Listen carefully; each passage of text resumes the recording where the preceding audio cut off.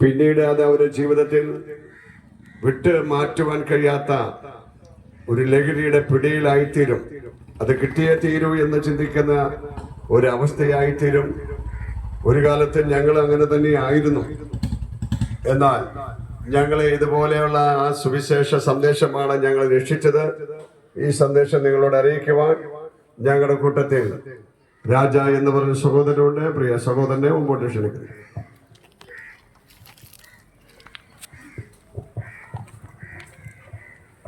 ഈ ദേശത്തിലായിരിക്കുന്ന എല്ലാ ദേശനിവാസികൾക്കും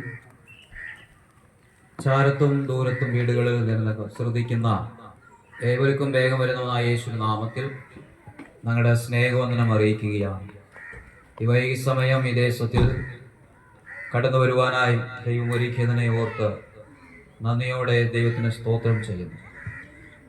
ലഹരി സന്ദേശവുമായിട്ടാണ് ഈ വൈകി സമയം നിങ്ങളുടെ മുമ്പിലായി നിൽക്കുന്നത്. ഇക്കാലത്ത് സംഭവിക്കുന്ന പലവിധമായ സംഭവങ്ങൾ, മദ്യം, മയക്കുമരുന്ന്, ലഹരി, അതുപോലെ തന്നെ മാരകമായ ഈ ലഹരി പദാർത്ഥങ്ങൾ കൊണ്ട് തലമുറകൾ, യുവാക്കൾ, അതുപോലെ തന്നെ വയോധികர்களൊക്കെയും നാശത്തിലേക്ക് പോകുന്ന ഒരു കാലഘട്ടത്തിലാണ്, ഒരു അന്ത്യകാലഘട്ടത്തിലാണ് പോയിക്കൊണ്ടിരിക്കുന്നത്. പ്രിയമുള്ളവരെ, ലഹരി ഉപയോഗിക്കുന്നത് കൊണ്ട് അല്ലെങ്കിൽ മദ്യം കഴിക്കുന്നത് കൊണ്ട് ജീവിതത്തിൽ സമാധാനം ലഭിക്കുമോ എന്ന് ചോദിച്ചു കഴിഞ്ഞാൽ അവിടെ ഒന്നും സമാധാനം ലഭിക്കുന്നില്ല. അല്ലെങ്കിൽ ലഹരി ഉപയോഗിക്കുന്നത് കൊണ്ടോ മയക്കുമരുന്നുകൾ ഉപയോഗിക്കുന്നത് കൊണ്ട് ജീവിതത്തിൽ മനുഷ്യൻ ആഗ്രഹിക്കുന്ന രീതിയിൽ സമാധാനം ലഭിക്കുമോ എന്ന് ചോദിച്ചു കഴിഞ്ഞാൽ അവിടെ ഒന്നും സമാധാനം ലഭിക്കുന്നില്ല. മനുഷ്യന്റെ ജീവിതത്തിൽ മനുഷ്യൻ ആഗ്രഹിക്കുന്നത് പോലെ സമാധാനം ലഭിക്കാതെ വരുമ്പോഴാണ് ഇതുപോലെ പലവിധമായ വഴികളിലേക്ക് അല്ലെങ്കിൽ തെറ്റായ വഴികളിലേക്ക് മനുഷ്യൻ മാറിപ്പോകുന്നത്. അവന്റെ ജീവിതം തകർന്നു പോകുന്നു. പിന്നീട് അവൻ ആത്മഹത്യക്ക് നേരെ കടന്നു പോകുന്ന അല്ലെങ്കിൽ ജീവിതം പോലും നഷ്ടപ്പെടുത്തി കളയുന്ന ഒരവസ്ഥയിലേക്കാണ് പോയിക്കൊണ്ടിരിക്കുന്നത്. എന്തുകൊണ്ടാണ് ഇതുപോലെ സംഭവങ്ങൾ സംഭവിക്കുന്നത്? എന്തുകൊണ്ടാണ് യുവാക്കളൊക്കെയും ഇന്ന് നോക്കിക്കഴിഞ്ഞാൽ പഠിക്കുവാൻ പോകുന്ന അല്ലെങ്കിൽ കോളേജുകളിലേക്ക് പോകുന്ന അല്ലെങ്കിൽ ജോലി സംബന്ധമായി പോകുന്ന അനേക തലമുറകൾ തെറ്റിപ്പോകുകയാണ്. അവരുടെ സ്ഥാനങ്ങളിൽ നിന്ന് വഴി തെറ്റിപ്പോകുന്ന ഒരവസ്ഥയാണ്. ജീവിതത്തിൽ നഷ്ടത്തിലേക്ക് പോകുന്ന അല്ലെങ്കിൽ നാശത്തിലേക്ക് പോകുന്ന ഒരവസ്ഥയാണ് ഇന്നത്തെ കാലഘട്ടത്തിൽ സംഭവിച്ചു കൊണ്ടിരിക്കുന്നത്. നമ്മൾ താമസിക്കുന്ന കേരള പട്ടണത്തിൽ തന്നെ ഗോഡ്സ് കൺട്രി എന്ന് പറയുന്ന ദൈവത്തിന്റെ സ്വന്തം നാട് എന്ന് വിളിച്ചു പറയുന്ന ഈ കേരള ദേശം തന്നെ ഇന്ന് എങ്ങോട്ടാണ് എന്ന് ചിന്തിക്കേണ്ട രീതിയിലാണ് ഇന്നത്തെ കാലഘട്ടം പോയിക്കൊണ്ടിരിക്കുന്നത്. അനേക സംഭവങ്ങളാണ് നമ്മൾ മാധ്യമങ്ങളിൽ കൂടിയും ന്യൂസിൽ കൂടിയും വായിക്കുന്നതും കേൾക്കുകയും ചെയ്യുന്നതൊക്കെ. കൊലപാതകങ്ങളാണ് ഇന്ന് കൂടി വർദ്ധിച്ചു കൊണ്ടുവരുന്നത്. തലമുറകൾ, മാതാപിതാക്കൾ അല്ലെങ്കിൽ അപ്പനെ കുത്തിക്കൊല്ലുന്നു, മദ്യം കഴിച്ചിട്ട് അപ്പൻ തലമുറയ്ക്കെതിരെ തിരിയുന്നു. ഇതുപോലെ പലവിധമായ നമ്മൾ പോലും ഞെട്ടിപ്പോകുന്ന പല സംഭവങ്ങളാണ് ഇന്ന് ഈ കേരള പട്ടണത്തിൽ സംഭവിച്ചു കൊണ്ടിരിക്കുന്നത്. മയക്കുമരുന്ന് ഉപയോഗിക്കുന്നത് കൊണ്ട് എന്ത് ഗുണമെന്ന് ചോദിച്ചു കഴിഞ്ഞാൽ, മയക്കുമരുന്ന് അല്ലെങ്കിൽ ലഹരി പദാർത്ഥങ്ങൾ ഉപയോഗിച്ച അല്പസമയ സമാധാനത്തിന് അല്ലെങ്കിൽ സന്തോഷത്തിന് വേണ്ടി അവരിൽ ഉപയോഗിക്കുന്നത് കൊണ്ട് അവരുടെ മൊത്ത ജീവിതവും നാശത്തിലേക്കാണ്. അവരുടെ ചിന്താമണ്ഡലം മാറുന്നു. മനുഷ്യൻ എന്ത് ചെയ്യുന്നത് എന്ന് പോലും അറിയാതെ വണ്ണം അവരുടെ ജീവിതം തകർക്കുകയാണ്. അവരുടെ ജീവിതം മാത്രമല്ല, മറ്റവരുടെ ജീവിതം കൂടി തകർന്നു പോകുന്ന ഒരവസ്ഥയിലാണ് ഇന്നത്തെ കാലഘട്ടം പോയിക്കൊണ്ടിരിക്കുന്നത്. അങ്ങനെ തലമുറകൾ പലതും തെറ്റിപ്പോകുന്നു. മാതാപിതാക്കൾ വളരെ വേദനയോടെയാണ് ഇന്നത്തെ കാലഘട്ടത്ത് മക്കളെ കുറിച്ചുള്ള ഭാരത്തോടെ ഇരിക്കുന്നു. ഇതുപോലെ എന്തുകൊണ്ടാണ് ഇത് സംഭവിക്കുന്നത്? ലോകത്തിൽ നടക്കുന്ന അനേക സംഭവങ്ങൾ പോലും നമ്മളെ ഞെട്ടിപ്പിക്കുന്ന സംഭവങ്ങളാണ് ഇന്ന് സംഭവിച്ചുകൊണ്ടിരിക്കുന്നത്. ഇതുകൊണ്ട് എന്തെങ്കിലും ലാഭമുണ്ടോ എന്ന് ചോദിച്ചു കഴിഞ്ഞാൽ ഒരിക്കലുമില്ല. മനുഷ്യൻ തന്റെ ആത്മാവിനെ കുറിച്ച് ജാഗ്രത പാലിക്കുന്നില്ല. മനുഷ്യൻ ആഗ്രഹിക്കുന്നത് എങ്ങനെയെങ്കിലും ഈ ഭൂമിയിൽ ജീവിച്ചു പോകാം എന്നൊക്കെയാണ് ചിന്തിക്കുന്നത്. അടിച്ചു പൊളിച്ചൊക്കെ ജീവിക്കണം, നന്നായിട്ടൊക്കെ ജീവിക്കണം, സാമ്പത്തികമായിട്ടുള്ള വഴികളിൽ നല്ല നേട്ടമുണ്ടാകണം എന്നൊക്കെ ചിന്തിക്കുമ്പോൾ ഒന്ന് ഓർക്കണം പ്രിയമുള്ളവരെ, മനുഷ്യന്റെ ആത്മാവിന് വിലവുണ്ട് എന്നുള്ളത് ഓർക്കേണ്ടത് ആവശ്യം തന്നെയാണ്.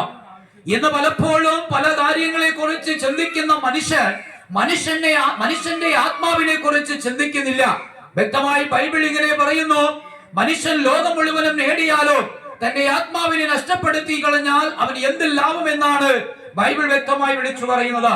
ലോകത്തിൽ ഇന്ന് ഏറ്റവും അധികം വിൽക്കപ്പെടുന്ന പുസ്തകം എന്ന് പറയുന്നത് വിശുദ്ധ ബൈബിൾ തന്നെയാണ്. ഇന്ന് അധികം പ്രസംഗിക്കപ്പെടുന്ന ഒരു വാക്ക് എന്ന് പറയുന്നത് സത്യസുവിശേഷമാണ്. ഇന്ന് ഈ വാക്കുകൾ കേൾക്കുമ്പോൾ പലരും ഇതിനെ തള്ളിക്കളയുകയും വേണ്ടാമെന്ന് പറയുകയും ചെയ്യുമ്പോൾ, പ്രിയമുള്ളവരെ, മനുഷ്യന്റെ ആത്മാവിന് രക്ഷ നൽകി തരുവാനുള്ള ഒറ്റ ഒരു മാർഗമാണ് സുവിശേഷം എന്ന് പറയുന്നത്. മനുഷ്യനോട് ചോദിച്ചാൽ മനുഷ്യൻ മരണത്തിന്റെ അപ്പുറത്ത് എന്താണെന്ന് ചോദിച്ചു കഴിഞ്ഞാൽ മനുഷ്യൻ പറയും മരണത്തിന്റെ അപ്പുറത്തൊന്നുമില്ല എന്ന് പറയുന്ന ഒരു കൂട്ടരുണ്ട്. ഒരു കൂട്ടർ സ്വർഗം എന്നൊക്കെ പറയുമെങ്കിലും മനുഷ്യന്റെ ആത്മാവിനെ കുറിച്ച് എന്താണ് അവൻ ചിന്തിക്കുന്നതെന്ന് ചോദിച്ചു കഴിഞ്ഞാൽ അതിനൊന്നും അറിയാതെ വണ്ണമാണ് അവൻ ഉത്തരം പറയുന്നത്. എന്നാൽ ഇവിടെ ഞങ്ങൾ വിളിച്ചു പറയുന്ന ഈ സത്യം അല്ലെങ്കിൽ ഈ സുവിശേഷം എന്ന് പറയുന്നത് മനുഷ്യന്റെ ആത്മാവിന് രക്ഷ നൽകി തന്ന, അവന്റെ അവസ്ഥയ്ക്ക് മാറ്റം തന്ന് ഈ ഭൂമിയിൽ ജീവിക്കുന്ന 70, 80, 90 ഏറിയാൽ 100 വയസ്സ് വരെ ആയിക്കോട്ടെ, അത്രയും നാളും അവന്റെ ജീവിതത്തിൽ സമാധാനത്തോടെ ഈ ഭൂമിയിൽ ജീവിച്ച, അതിന്റെ അപ്പുറത്ത് മരിക്കുമ്പോൾ മരണത്തിന്റെ അവസ്ഥയിൽ നിന്ന് അവൻ ജീവനോടെ എഴുന്നേൽക്കുന്ന ഒരു അവസ്ഥയാണ് ഈ ഞങ്ങൾ ഇവിടെ വിളിച്ചു പറയുന്ന കർത്താവായ യേശു. കാരണം അവന്റെ ആത്മാവിന് മരണമില്ല, മരിക്കുന്നില്ല. പിന്നെ എവിടെയാണ്? മരണത്തിന്റെ അപ്പുറത്താണ് ഒരു ജീവിതം എന്ന് പറയുന്നത്. എന്നാൽ ഈ ഭൂമിയിൽ ജീവിക്കുന്ന അല്പകാല ജീവിതത്തിൽ മനുഷ്യൻ ഇത് മുഴുവനും നഷ്ടപ്പെടുത്തി കളയാണ്. എന്തുകൊണ്ടാണ്? മദ്യം കഴിക്കുന്നത് കൊണ്ട് ലാഭമാണോ? ലഹരി ഉപയോഗിക്കുന്നത് കൊണ്ട് ലാഭമുണ്ടോ? ലോകത്തിന്റെ വരിക്കൂത്തുകളിൽ പോകുന്നത് കൊണ്ട് ലാഭമുണ്ടോ? ഇതിലൊന്നും ഒരു ലാഭവുമില്ല. അല്പകാല അല്ലെങ്കിൽ അല്പസമയ സമാധാനത്തിന് വേണ്ടി പലതും നഷ്ടപ്പെടുത്തി കളയുമ്പോൾ, പ്രിയമുള്ളവരെ, നിങ്ങളുടെ ആത്മാവിന് വില ഉണ്ട് എന്ന് നിങ്ങൾ മനസ്സിലാക്കണം. പ്രിയമുള്ളവരെ, ദൈവം ആഗ്രഹിക്കുന്ന ഒരു ആത്മാവ് പോലും നഷ്ടപ്പെടുവാൻ ഇടയാകരുത് എന്ന് ദൈവം ആഗ്രഹിക്കുകയാണ്. ഇവിടെ ഞങ്ങൾ വിളിച്ചു പറയുന്ന ഈ സത്യ സുവിശേഷം എന്ന് പറയുന്നത് കർത്താവായ യേശു ക്രിസ്തുവാണ്.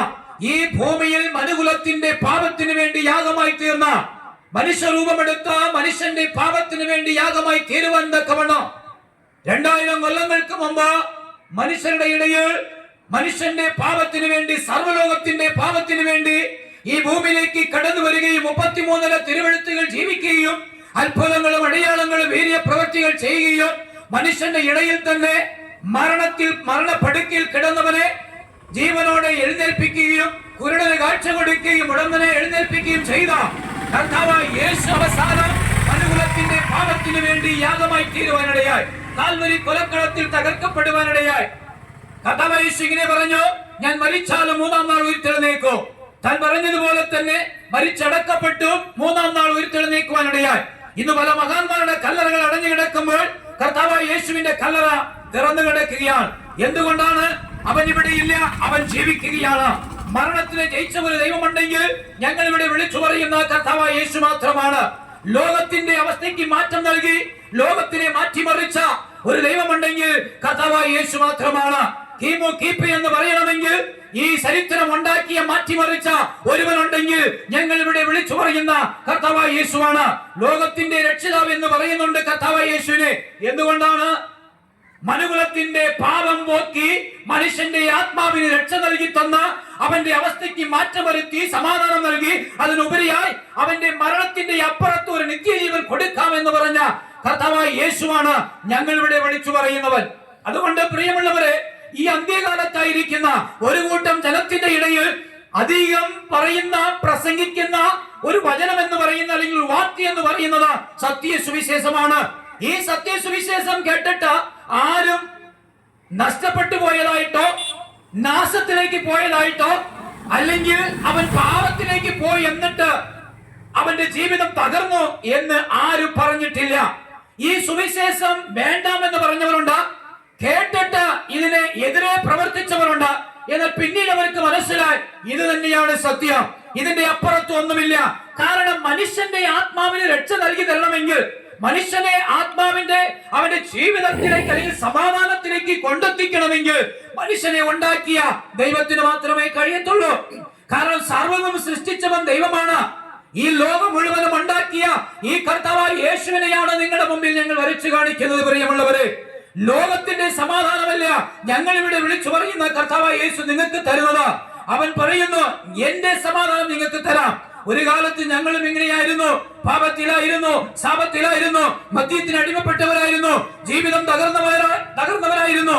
പിന്നീട് ഇതുപോലെ സന്ദേശം കേട്ടപ്പോൾ ഞങ്ങൾക്കൊന്ന് മനസ്സിലായി, ഞങ്ങൾ ഇരുന്ന അവസ്ഥയ്ക്ക് മാറ്റം തരുവാൻ കഴിവുള്ള ഒരുവരുണ്ടെങ്കിൽ ഞങ്ങൾ ഇവിടെ വിളിച്ചു പറയുന്ന ഈ കർത്താവായ യേശു മാത്രമാണ് എന്ന് മനസ്സിലാക്കിയത് കൊണ്ടാണ് ഞങ്ങളുടെ ജീവിതം മാറ്റിമറിച്ച ആ യേശുവിലേക്ക് ഞങ്ങൾ വരികയും സമാധാനം ലഭിക്കുകയും അതിനുപരിയായി ആത്മരക്ഷ പ്രാപിക്കുകയും പ്രത്യാശയോടെയാണ് ഇന്ന് ഈ വൈകി സമയം നിങ്ങളുടെ മുമ്പിൽ നിന്ന് ഈ കർത്താവായ യേശുവിനെ നിങ്ങൾക്ക് മുൻപിൽ വരച്ചു കാണിക്കുന്നത്. പ്രിയമുള്ളവരെ, ഞങ്ങൾക്കൊരു പ്രത്യാശയുണ്ട്.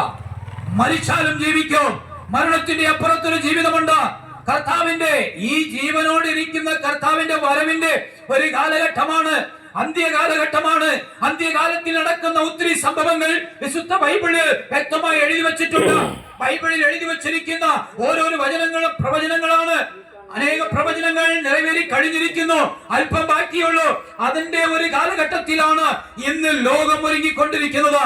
അതുകൊണ്ട് പ്രിയമുള്ളവരെ, ഈ സമയത്ത് നിങ്ങൾ ഈ വാക്കുകൾ ശ്രദ്ധിക്കുന്നുണ്ടെങ്കിൽ, കേൾക്കുന്നുണ്ടെങ്കിൽ, തീർച്ചയായിട്ടും നിങ്ങളുടെ ജീവിതത്തിൽ ഒരു മാറ്റം ഉണ്ടാകട്ടെ. നീ യേശുവിനെ വിശ്വസിക്കുമ്പോൾ നിന്റെ ജീവിതത്തിൽ പാപത്തിന് പരിഹാരയാഗമായി തീർന്നവൻ എന്റെ യേശുവാണ് എന്ന് വിശ്വസിക്കുമ്പോൾ അവിടെയാണ് രക്ഷ കടന്നു വരുന്നത്. എപ്പോഴാണ് ഒരുവനിൽ പാപബോധ്യം ഉണ്ടാകുന്നത്? അപ്പോൾ അവനിലേക്ക് മാനസാന്തരം വരുന്നു. എപ്പോഴാണ് കർത്താവിന്റെ വചനം അവനിലേക്ക് വരുന്നത്? അപ്പോഴാണ് മാനസാന്തരം. പ്രിയമുള്ളവരെ, ഇവിടെ ഞങ്ങൾ വിളിച്ചു പറയുന്നത് കർത്താവായ യേശു എന്ന് പറയുന്ന വചനത്തിന്റെ ആ ജീവനിലേക്കാണ്. ആരാണോ കേട്ട് വിശ്വസിക്കുന്നത് അവരുടെ ജീവിതത്തിലേക്ക് രക്ഷ കടന്നു വരുന്നു, സമാധാനം കടന്നു വരുന്നു, ജീവിതത്തിന്റെ അവസ്ഥയ്ക്ക് മാറ്റം വരുന്നു. ഒരിക്കലും കഴിയില്ല, തള്ളിക്കളഞ്ഞു, ഒറ്റപ്പെട്ടവരാണ്, ആരും എന്നെ നോക്കിയില്ല എന്നുള്ള അവസ്ഥയ്ക്ക് ഒരു മാറ്റം തരുവാൻ കഴിവുള്ള ഒരു യേശുവിനെയാണ് ഞങ്ങൾ ഇവിടെ വിളിച്ചു പറയുന്നത്. അതുകൊണ്ട് ഈ യേശുവിലേക്ക് നിങ്ങളെ ക്ഷണിക്കുകയാണ്. കർത്താവിന്റെ രണ്ടാമത്തെ വരവിലേക്ക് നിങ്ങളെ ക്ഷണിക്കുന്നു. ഈ വരവിലേക്ക് കർത്താവ് ആഗ്രഹിക്കുന്ന ഒറ്റ കാര്യമുള്ളൂ കേട്ടോ പ്രിയമുള്ളവരെ. കർത്താവിന് വേണ്ടി ഒരു കൂട്ടം ജനം ഈ ഭൂമിയിൽ കാത്തിരിക്കുകയാണ്. ആ കൂട്ടത്തിലേക്കാണ് നിങ്ങളെയും ക്ഷണിക്കുന്നത്. ആ കൂട്ടത്തിലേക്ക് നിങ്ങളും കടന്നു വരുമെങ്കിൽ കർത്താവിന്റെ വരവിലേക്ക് കർത്താവിനോട് കൂടെ പോകുവാൻ നിങ്ങൾക്കും കഴിയുമെന്നുള്ള പ്രത്യാശയുടെ മുമ്പിൽ നിങ്ങളുടെ മുമ്പിൽ ഈ വാക്കുകൾ സമർപ്പിക്കുകയാണ്. യേശുവിനെ നിങ്ങളുടെ മുമ്പിൽ ഞങ്ങൾ സമർപ്പിക്കുകയാണ്. തീർച്ചയായിട്ടും യേശു നിങ്ങളുടെ ജീവിതത്തിൽ മാറ്റം തരും. യേശു നിങ്ങളെ സ്നേഹിക്കുന്നു, യേശു നിങ്ങളെ വിളിക്കുന്നു. നിങ്ങളുടെ ആത്മാവിന് രക്ഷ നൽകി തരുവാൻ കഴിവുള്ള ഒരുവൻ യേശുവാണ്. യേശുവിന്റെ നാമമല്ലാതെ ഈ ആകാശത്തിന്റെ കീഴിൽ, ഭൂമിയുടെ മുകളിൽ, മനുഷ്യരുടെ ഇടയിൽ ഒറ്റ ഒരു നാമമുണ്ടെങ്കിൽ രക്ഷ തരുന്ന, വിടുതൽ തരുന്ന, സമാധാനം നൽകി തരുന്ന ഒറ്റ ഒരു നാമമാണ് ഇവിടെ ഞങ്ങൾ വിളിച്ചു പറയുന്ന കർത്താവായ യേശു എന്ന് പറയുന്ന നാമം. ആ നാമത്തിലേക്ക് നിങ്ങൾ ഏവരെയും ക്ഷണിക്കുന്നു. തീർച്ചയായിട്ടും നിങ്ങളുടെ ജീവിതത്തിൽ, നിങ്ങളുടെ ഈ ദേശത്തിന് ദൈവം വലിയൊരു വിടുതൽ തരുമെന്നുള്ള പ്രത്യാശയോടെ നിർത്തുന്നു. വിശ്വസിക്കുന്ന ഏവരിലും ദൈവ സാന്നിധ്യം, ദൈവ വിടുതൽ ഉണ്ടാകും. ദൈവം ധാരാളമായി അനുഗ്രഹിക്കട്ടെ എന്ന് പറഞ്ഞുകൊണ്ട് എന്റെ വാക്കുകൾ ചുരുക്കുന്നു.